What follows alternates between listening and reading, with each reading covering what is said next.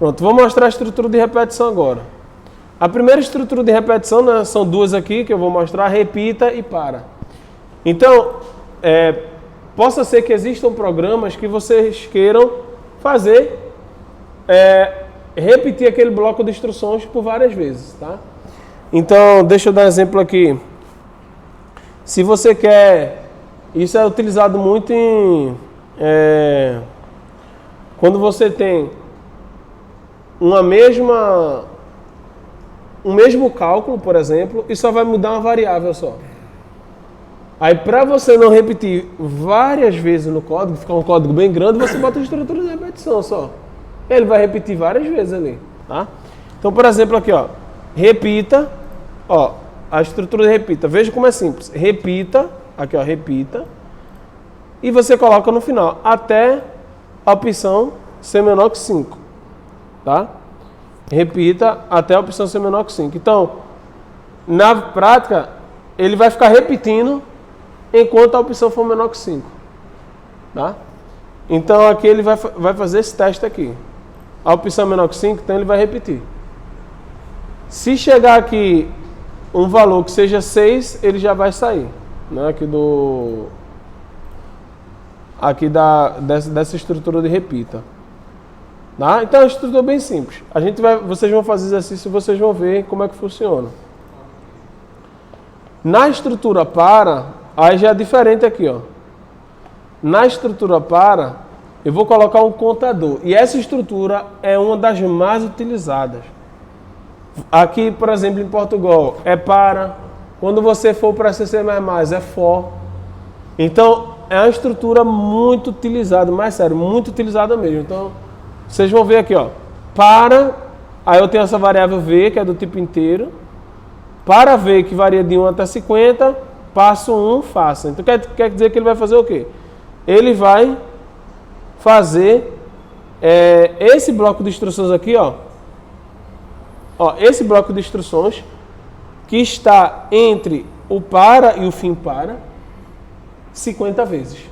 Independente de qualquer coisa. Ele vai executar 50 vezes. Não depende de nenhuma condição. Entenderam?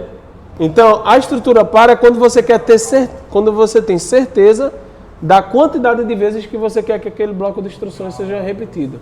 Independente de qualquer coisa. Tá? Então, aqui, ó.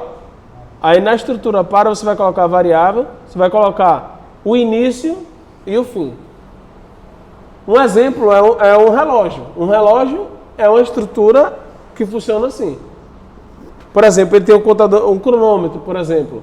Tem um contador inicial, você aperta e ele vai incrementando. Né? Por exemplo, de segundo em segundo, de minuto em minuto, ele vai incrementando lá. Tá? E aí você diz o passo, o tamanho do passo. Esse tamanho do passo é basicamente, ó, por exemplo, eu vou aqui rodar aqui só para vocês verem. Deixa eu colocar com timer que fica melhor. Então, percebam, ó, aqui, ó, variável v. Vamos olhar aqui, ó, área de variáveis de memória, variável v. O valor dela é 1. Por quê? Porque o contador começou em 1 aqui, ó, para v de 1. Então ele incrementou 1. Digita a nota do primeiro aluno. Vou digitar 8, por exemplo. Ó. Ele incrementou agora. Qual é o valor da variável v? 2. Por quê? Porque o passo é 1. Então, 1 mais 1, 2. Vou digitar 7 aqui, ó. Foi para 3. Por quê? Porque 2 mais 1 é 3. Vou digitar 9. Ó. Incrementou 1. Por quê? Porque 3 mais 1 é 4. E assim sucessivamente. Eu poderia colocar aqui, ó, passo 2. Ó, se eu digitar aqui, ó, passo 2. Vou rodar aqui para vocês verem aqui, ó. Ó, começou com 1. Quando eu digitar a nota do primeiro aluno, vocês acham que a variável vai para qual? O valor? 3. Ó, 1 mais 2, 3. Se eu digitar 9, 3 mais 2, 5. Então o tamanho é um passo, né? É um incrementador. É a razão da progressão aritmética, né? Isso, é como se fosse uma progressão aritmética. Ele vai contando. E ele vai até qual valor? ele vai até 50. Aqui, ó. De 1 até 50. Então, no momento que isso aqui for igual a 50, igual a maior a 50, ele sai do contador. Então, por exemplo, aqui, eu vou digitar vários aqui, ó. Ó, tá variando ali, ó. 15, 17, 19, 21, 23, 25, 31, 33, 37. Ó. Pronto, saiu. Por quê? Ó, 49. Quando incrementou, foi para 51. Opa, 51 é maior que 50, então ele saiu. Ele nem executou. Tá? Então ele repetiu isso aí, né? Essa quantidade de vezes, sendo que aqui o que acontece? Se eu quisesse que ele repetisse 50 vezes, eu teria que colocar o passo 1. Como eu coloquei o passo 12, ele repetiu 25 vezes. Entendeu? Então ele dobrou o tamanho do passo, né?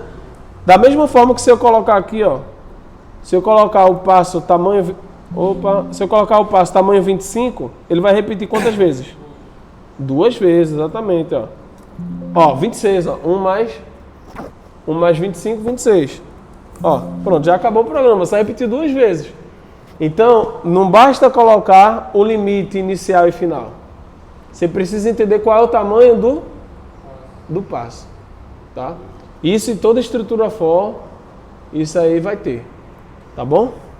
Então, essas são as duas estruturas condicionais. A estrutura para e a estrutura repita, tá certo? Beleza? Alguma dúvida? Pronto, então eu vou passar um exercício para vocês fazerem, tá certo? Aí podem ir para os computadores e ligar o programa no Visual G.